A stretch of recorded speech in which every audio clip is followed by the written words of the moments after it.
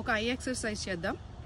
మీ చేతుల్ని ఇలా ట్రయాంగిల్గా పెట్టుకుని ఒక ఆబ్జెక్ట్ని చూస్తూ ఉండండి. ఒక కన్ను క్లోజ్ చేసి చూడండి, ఇంకో కన్ను కూడా క్లోజ్ చేసి ఈ మధ్యలో నుంచే చూస్తూ ఉండండి. సో మీరు ఒక కన్నుతో చూసినప్పుడు అది సెంటర్లో ఉంటుంది, ఇంకో కన్నుతో చూసినప్పుడు అది కొంచెం పక్కకి ఉన్నట్టుగా కనిపిస్తూ ఉంటుంది. ఎక్కడైతే మీకు మధ్యలో కనిపించిందో అది డామినెంట్ ఐ అన్నమాట.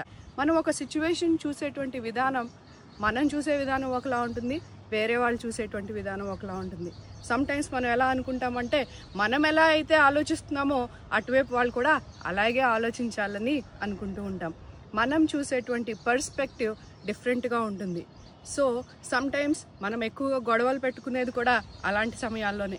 ఎప్పుడైనా ఎవరితోనైనా ఆర్గ్యుమెంట్ అవుతున్నప్పుడు ఒక్కసారి ఆలోచించండి, డామినెంట్ ఐ ఎక్సర్సైజ్ అని. సమ్టైమ్స్ మనం కూడా వాళ్ళ షూస్ వేసుకుని, అంటే వాళ్ళ సిచ్యువేషన్కి వెళ్ళి ఆలోచిస్తే కానీ అది మనకి అర్థం కాదు.